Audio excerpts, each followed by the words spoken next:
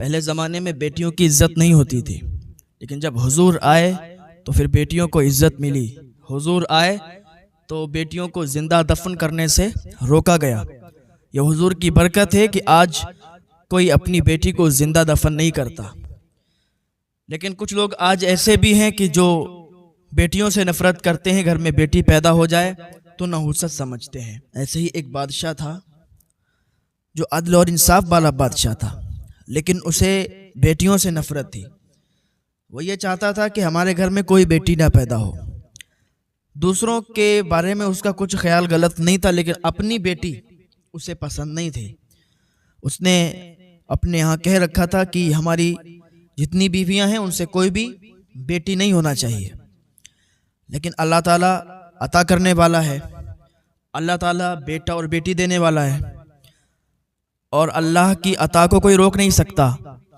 उसने अपनी बीवियों से कह रखा था कि हमें बेटी नहीं पसंद है, अगर जिसकी भी बेटी हो गई तो हम उसको कत्ल कर देंगे।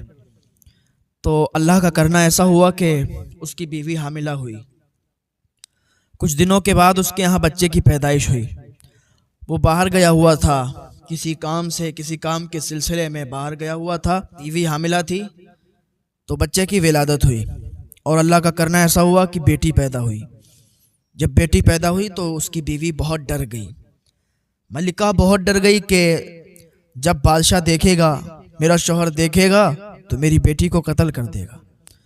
उसने क्या सोचा कि ऐसा करते हैं कि किसी को ये अपनी बेटी दे देते हैं, वो हमारी बेटी को पाल लेगी। तो उसने नज़र दौड़ाई तो एक बूढ़ी दाई थी, भरोसे की थी। उसको बुलाया और बुलाकर कहा कि देखो ये मेरी बेटी है, आप इसकी परवरिश करो, आप इसकी देखभाल करो, आपको मैं ये जिम्मेदारी देती हूँ, और जब मेरी बेटी बड़ी हो जाए तो फिर मेरे पास ले आना। वो दाई अम्मा को उसने बेटी दी और कुछ रकम उसको दे दी ताकि वो उसकी परवरिश में कोई कमी ना रखे। वो बूढ़ी दाई थी, उसको लेके अपने घर चली गई। महल में ये मशहूर हो गया कि बेटी मरी हुई पैदा हुई थी। तो जब ये मशहूर हुआ, बादशाह आया, उसको बता दिया गया कि तुम्हारी बेटी पैदा हुई थी जो कि मरी हुई थी, और दाई अम्मा ने भी किसी को नहीं बताया था। ये सारे काम चुपके चुपके से हो रहे थे। दाई अम्मा उस बेटी को पालने लगी, यहाँ तक कि वो बेटी जवान होती गई, बड़ी होती गई। एक अरसा गुजर गया। जब बेटी की उम्र 20-21 साल हो गई, वो जवान हो गई थी, तो फिर आई एक दिन वो महल के अंदर वही दाई अम्मा, और उस मलिका से कहने लगी कि बेटी जवान हो गई है, 20-21 साल की हो गई है, बताइए अगर आपका हुक्म हो तो मैं उसको महल में ले आऊं। मैंने उसको बताया भी कुछ नहीं है। कहा ऐसा है, अभी आप अपने ही घर रखो, अगर आप यहाँ लाओगी तो बादशाह उसको कत्ल कर देगा, और मैं नहीं चाहती कि मेरी बेटी ऐसे ही मार दी जाए। माँ होती है ना, उसको अपने बच्चे से बड़ा प्यार हुआ करता है। माँ के सामने अगर आप उसके बच्चे को तकलीफ पहुंचाओगे तो वो सह नहीं सकती, उसे बर्दाश्त नहीं हो सकता। माँ माँ होती है यार। तो उसने मना कर दिया। बादशाह एक दिन शिकार पे निकला था। बादशाह गया था जंगल की तरफ, शिकार के लिए जा रहा था, तो रास्ते में उसी बूढ़ी दाई का घर पड़ गया। बूढ़ी अम्मा का घर पड़ा तो बेटी बादशाह की वहीं थी। 20-21 साल उसकी उम्र हो चुकी थी, और इतनी खूबसूरत थी कि उस शहर में उससे ज़्यादा कोई खूबसूरत लड़की नहीं थी। बादशाह की जब नज़र उस पर पड़ी तो बादशाह ने अपने वज़ीर से कहा कि सुनो, ये कौन लड़की है? तो वज़ीरों ने कहा कि ये इस बूढ़ी दाई की भांजी है। बूढ़ी दाई ने सबको ये बता रखा था कि मेरी भांजी हमारे यहाँ रहती है। तो बादशाह ने कहा कि तुम सब लोग कल इसके यहाँ रिश्ता लेके आना, मुझे ये लड़की पसंद है, मैं इससे शादी करना चाहता हूँ, इससे निकाह करना चाहता हूँ। वज़ीरों ने कहा ठीक है। दूसरा दिन हुआ, वज़ीर और सिपाही और कुछ चंद लोग मिलके उस बूढ़ी दाई अम्मा के यहाँ गए, और बूढ़ी दाई से कहने लगे कि बादशाह सलामत को आपकी बेटी बहुत पसंद आई है और वो उससे शादी करना चाहते हैं, आप अगर इजाज़त दें तो बादशाह की शादी उस लड़की के साथ करा दी जाए। बूढ़ी दाई ने जब इतना सुना तो पैरों से ज़मीन खिसक गई, क्योंकि उसको ही तो मालूम था कि ये बेटी उसी बादशाह की है और वो बादशाह इससे शादी करना चाहता है, ये कैसे हो सकता है। उसने कहा नहीं, मैं ये रिश्ता मंजूर नहीं कर सकती, इसलिए ये मेरी भांजी है, मैं बहुत गरीब हूँ, मेरी हैसियत क्या है कि मैं अपनी भांजी का निकाह बादशाह के साथ कर दूं। वजीर चले आए, बादशाह को बताया, बादशाह ने फिर भेजा। वजीरों ने बड़ी मिन्नत समाजत की, बूढ़ी को मनाया, लेकिन बूढ़ी नहीं मानी, क्योंकि वो कैसे कर सकती थी, वो तो उसका बाप था ना बादशाह। बाप अपनी बेटी के साथ कैसे निकाह कर सकता है, कैसे शादी कर सकता है? बूढ़ी तो सब हाल जानती थी ना। तो तीसरे दिन जब वजीरों ने जाके बादशाह से बताया कि बादशाह सलामत बूढ़ी नहीं मान रही, तो उसने कहा सुनो, अब तुम जाओ। वजीरों को हुक्म दिया और कहा बूढ़ी अगर ना माने तो बूढ़ी को उठा के लाना, दरबार में पेश करना, सजा भी देना। तो वजीर गए, वजीरों ने बूढ़ी को मनाया, बूढ़ी नहीं मानी, कि उसे तो मालूम था। जब नहीं मानी तो वजीरों ने मारना शुरू कर दिया। बूढ़ी को बहुत तकलीफ दी, काफी मारा, एक तो वैसे भी कमजोर थी, फिर उसको मजीद मारा और वहां से उठा के लाए, दरबार में पेश किया। बादशाह ने कहा कि तुम अपनी भांजी का निकाह मेरे साथ क्यों नहीं करना चाहती हूँ, आखिर क्या वजह है? तो बूढ़ी ने कहा सुनो, मैं इसलिए नहीं करना चाहती हूँ कि वो कोई और नहीं है, वो आपकी बेटी है, वो आपकी बेटी है, और आप ऐसा काम कर रहे हैं कि आप अपनी बेटी ही से निकाह करना चाहते हैं। तो बादशाह ने कहा मेरी बेटी है और मैं उसके साथ इतना बड़ा कदम उठाने जा रहा था, मैं उसके साथ शादी करने जा रहा था। तो बादशाह ने कहा बात सुनो, मेरी बेटी तो मरी हुई पैदा हुई थी, फिर ये मेरी बेटी कहां से आई? कहा सुनो, आपकी बीवी, आपकी बेगम ने मुझे पालने के लिए रखा था, मुझसे कहा था कि मेरी बेटी को पाल लो वरना बादशाह उसको मार देगा, उसको कत्ल कर देगा, इसलिए मैंने आपकी बेटी को पाला है और उसको बड़ा किया। आज 20-21 साल उसकी उम्र हो चुकी है। बादशाह ने जब इतना सुना उसको बहुत गुस्सा आया। बादशाह ने अपने बेटे को बुलाया और कहा सुनो, मैं नहीं चाहता कि मेरी बेटी जिंदा रहे, तू अपनी बहन को अपने ही हाथों से मार दे, उसको जंगल ले जा, ले जाने के बाद उसकी आंखें निकाल ले और उसका खून मेरे पास लेके आ। उसकी आंखें और खून जब देखूंगा तब मुझे सुकून होगा, क्योंकि मैं नहीं चाहता कि मेरी बेटी पैदा हो और वो यहाँ रहे। और इस बूढ़ी की हिम्मत तो देखो, इसने मेरी बेटी को पाला है। उस बूढ़ी को तो उसने माफ कर दिया, लेकिन बेटी के लिए हुक्म सुना दिया अपने बेटे को कि ले जा और इसको मार के आ, इसकी आंख और खून मेरे पास ला। बेटा था, बहन को ले गया जंगल। अब भाई बहन का प्यार उमड़ आया, और भाई बहन का प्यार भी अजीब प्यार होता है। भाई अपने बहन के बारे में कुछ गलत नहीं सोच सकता, उसको नहीं मार सकता। बहन अपने भाई के बारे में कभी भी कुछ गलत नहीं सोच सकती। कभी भी कोई तकलीफ भाई पर आ जाए तो बहन आगे खड़ी हो जाती है। बहन कभी बर्दाश्त नहीं होती कि उसका भाई परेशानी में रहे, और भाई भी ये नहीं बर्दाश्त कर सकता कि उसकी बहन परेशानी में रहे। फिर यहाँ तो मारने का और कत्ल करने का मसला था। जब बादशाह का हुक्म था बेटे के लिए, तो बेटा कहने लगा है मेरी बहन तुम यहाँ से भाग जाओ, चली जाओ, मैं तुम्हें नहीं मार सकता, मैं तुम्हारी आंखों को कैसे निकाल सकता हूँ, मैं तुम्हारा कत्ल करके खून ले जाके अब्बा को कैसे दे सकता हूँ, मैं नहीं मार सकता। बहन कहने लगी भाई तू अपनी जान जोखिम में क्यों डाल रहा है, मुझे मार दे, अगर तू मुझे नहीं मारेगा ना तो बादशाह तुझे मार देगा, अब्बा तुझे मार देंगे अगर तू मुझे नहीं मारेगा।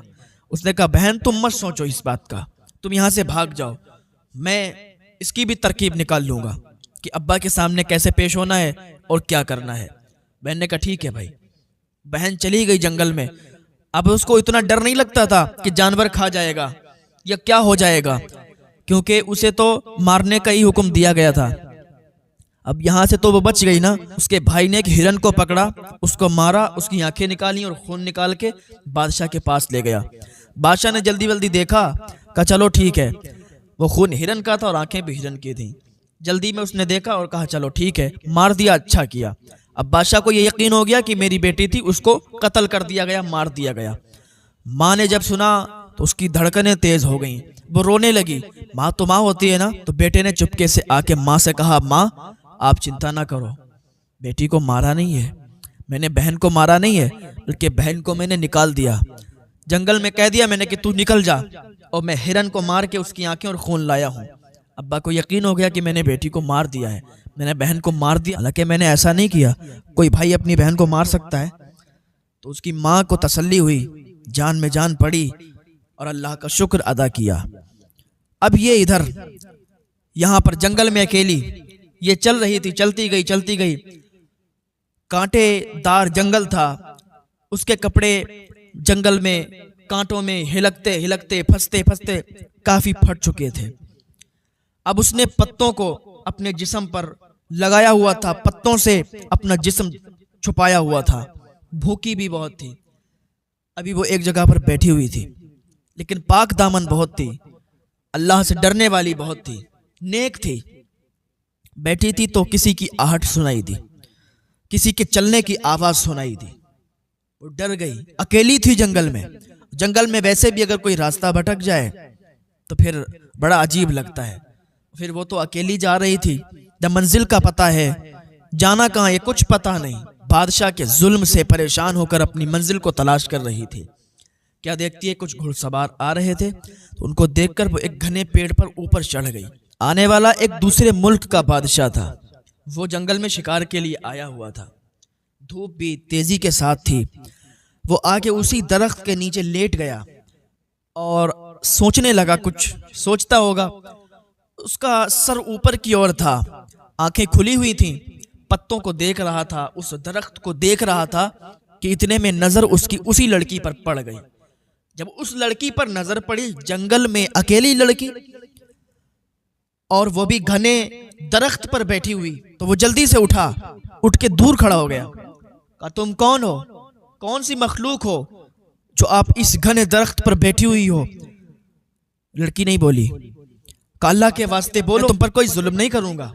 तुम कौन सी मखलूक हो, कौन हो? उस लड़की ने कहा, इंसान हूं और मैं बहुत ही सताई हुई हूं और आपको देखते हुए डर के इस दरख्त पर बैठ गई हूं। आप मुझे माफ कीजिए, आप यहां से जाइए। उस बादशाह ने पूछा, आप बताइए तो सही कि आप हो कौन, कहां से आई हो? उस लड़की ने कहा, सबसे पहले तो आप जिस चादर पे बैठे हो वो चादर मेरे तरफ फेंको।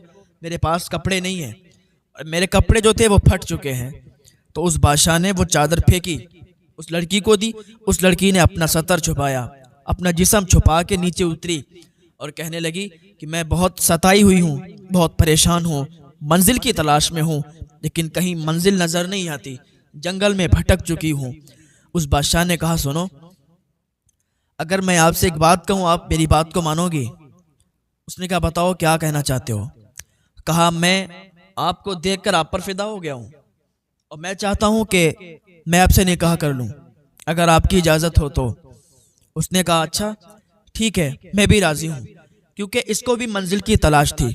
इसको भी एक ऐसे शख्स की तलाश थी जो इसकी इज्जत के साथ इसको अपने घर में रख सके और बादशाह के जुल्म से इसको बचा सके। दूसरे मुल्क का वो बादशाह था, बड़ा शरीफ ज़ादा था, बड़ा नेक इंसान था। उसने जब इतना सुना तो कहा, ठीक है, चलो मेरे साथ। वो अपने साथ अपने उसी महल में लेके आया और लाने के बाद एक वजीर को बुलाया और वजीर से कहा कि इस लड़की को आप अपने घर में रखो, ये आपकी बेटी समान है और कल हम आएंगे और इस लड़की से निकाह करेंगे। आप इसके बाप होने की हैसियत से इसके साथ रहें और जो बाप का फर्ज होता है वो आप अदा करें। वजीर ने कहा, ठीक है हुजूर, जैसा आपका हुक्म है। बादशाह की ये बात सुन के वजीर उस लड़की को अपने घर ले गया, खाना वगैरह खिलाया और अपनी बेगम से कहा, इस बेटी का ख्याल रखो, बादशाह का हुक्म है। उसने कहा, ठीक है। दूसरा दिन हुआ, बादशाह ने उस लड़की से निकाह कर लिया।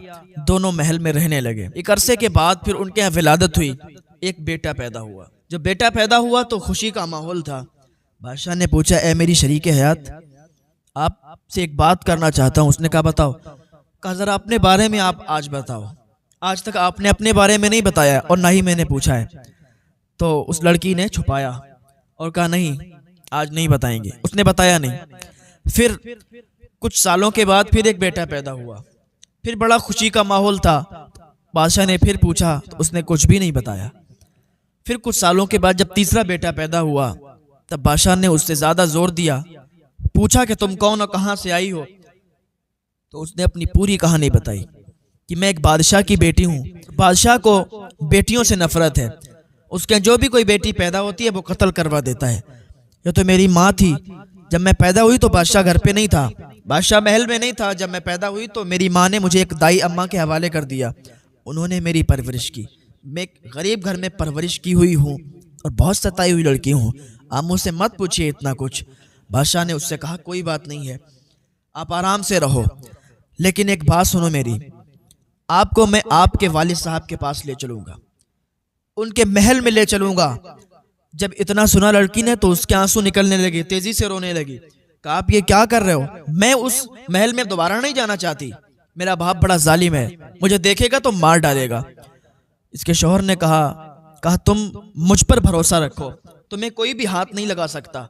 जब तक तुम्हें लोग मार रहे थे, परेशान कर रहे थे, सता रहे थे, जब तक तुम अकेली थी, लेकिन अब मेरी बीवी हो चुकी हो और अब किसी की हिम्मत नहीं है कि तुम्हारे हाथ लगाए। जब उसको हौसला मिला, बादशाह की इस बात को सुन के, अपने शौहर की बात सुन के, उसके जिस्म में एक नई उमंग और जान पैदा हो गई। उसने कहा ठीक है। बादशाह ने वजीर को बुलाया, वकील को बुलाया और काजी को बुलाया। इनकी सरपरस्ती में काफिला तैयार किया और काफी लोग काफिले में थे और कहा जाओ बादशाह के यहाँ इनको लेके जाओ। जब उसकी बीवी ने सुना कि बादशाह मेरे साथ नहीं आ रहा, उसका शौहर साथ में नहीं आ रहा, कहा तुम क्यों नहीं चल रहे हो? कहा मैं कहीं किसी काम से जा रहा हूँ और रास्ते में दूसरी या तीसरी मंजिल में आपको मिल जाऊंगा। उसने कहा ठीक है। वजीर, काजी, वकील की सरपरस्ती में काफिला चल दिया। जब पहली मंजिल पर काफिला पहुंचा तो खेमे लगाए गए। रात हो चुकी थी, खेमे लगाए गए, सब लोगों ने अपने अपने खेमे लगा दिए। इस लड़की का भी खेमा लगा दिया गया। अब तो ये बादशाह की बीवी बन चुकी थी। इसी के खेमे के जस्ट सामने वजीर का खेमा लगने लगा। जब बिल्कुल करीब में वजीर का खेमा लगने लगा तो उस लड़की ने कहा कि वजीर साहब आप अपना खेमा थोड़ी दूर पे लगाइए, थोड़ी दूरी पे लगाइए, आपको पता नहीं मैं बादशाह की बेटी हूँ और बादशाह की बीवी हूँ, आप हमारे साइड से खेमा लगा रहे हैं, आपकी हिम्मत कैसे हुई? वजीर ने कहा मुझे बादशाह का हुक्म है, आप खामोश रहें, आपकी देखभाल करना ये हमारी जिम्मेदारी है और हम यहीं पर खेमा लगाएंगे, आप हमें मना ना करें। उस लड़की ने काफी मना किया लेकिन वजीर नहीं माना, क्योंकि उसके दिमाग में अलग अलग बातें चल रही थी। जब रात ज्यादा हो गई तो वजीर अपने खेमे से निकला।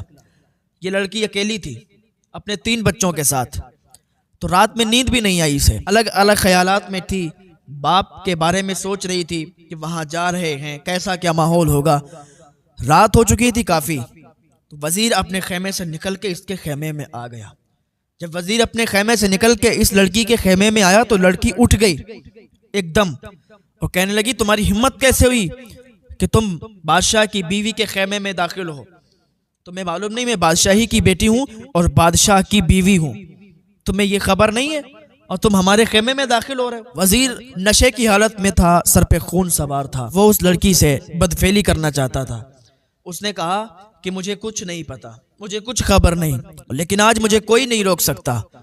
उस लड़की ने अपने बड़े बेटे को सामने किया और कहा तुम्हें इस बेटे का वास्ता है, अल्लाह रसूल का वास्ता दिया, कसमें खिलाई, लेकिन वजीर के सर पे खून सवार था। वजीर ने अपनी तलवार निकाली, बड़े बेटे को कत्ल कर दिया। जब बड़ा बेटा कत्ल हो गया तो लड़की घबरा गई, कहा आज ये वजीर रुकने वाला नहीं है, ये जरूर हरकत करेगा। उसने कहा अच्छा सुनो, मैं वजू से हूँ, आप मुझे थोड़ी इजाजत दो, मैं अपना वजू तोड़ के आती हूँ। वजीर ने कहा ठीक है जाओ। जैसे ही वो लड़की निकली, खेमे से निकली तो दौड़ लगा दी। जब दौड़ लगाई तो घनी झाड़ियों में जाके छुप गई। वजीर इधर उसके इंतजार में था और वजीर के सर पे खून सवार था। वजीर सोच रहा था कि अब आए, लेकिन वो घनी झाड़ियों में जाके छुप गई और लड़की नहीं आई। काफी देर वो इंतजार करता रहा, फिर वो बाहर निकला और ढूंढने लगा। वो इस झाड़ी जाता, उस झाड़ी, ढूंढने लगा जंगल में, लेकिन लड़की एक घनी झाड़ी में जाके छुप गई थी जो वजीर के हाथ नहीं आई। ढूंढते ढूंढते उसे सुबह हो गई, सवेरा हो गया, लेकिन लड़की नहीं मिली। जब सुबह का टाइम हुआ तो लड़की भागती हुई अपने खेमे में आई। वजीर वहां से जा चुका था।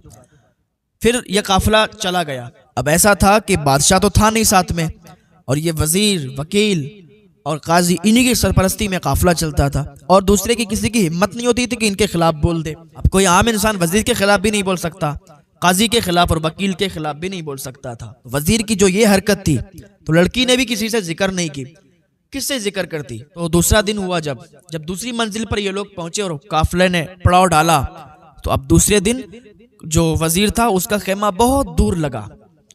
उस दिन वहां पर वकील का खेमा तैयार हो रहा था। तो उस लड़की ने कहा वकील साहब, यहाँ पर तो हमारा खेमा लगा हुआ है और इसके बिल्कुल पड़ोस में आप खेमा क्यों लगा रहे हो? आपको पता नहीं मैं एक बादशाह की बेटी हूँ और एक बादशाह की बीवी हूँ। उसने कहा आप खामोश रहिए, इसलिए क्योंकि आपकी देखभाल करना हमारी जिम्मेदारी है। लड़की समझ चुकी थी कि इसके भी मन में कोई खोट है, लड़की पूरी रात नहीं सोई। जब काफ़ी रात गुजर गई तो वकील भी अपने खेमे से बाहर निकला और निकल के इस लड़की के खेमे में दाखिल हुआ तो इसके भी सर पे खून सवार था। नशे के आदी तो थे ये लोग, नशा करके आया था, वकील भी नशा करके आया था और उसने भी चाहा कि बदफेली करूं। लड़की उठ के खड़ी हुई, उसने अपने जो एक बेटा बचा था, 2 बेटे भी बचे थे, तो जो बड़ा वाला था उसको सामने पेश किया, उसका वास्ता दिया, लेकिन वकील को बिल्कुल हया नहीं आई। वकील ने तलवार निकाली, उस लड़कियों को कत्ल कर दिया। लड़की समझ गई इसके भी सर पे खून सवार है और मैं एक बहुत पाक दामन लड़की हूँ, मैं नहीं चाहती कि मेरे साथ कोई भी बदफेली करे, कोई भी गलत काम करे।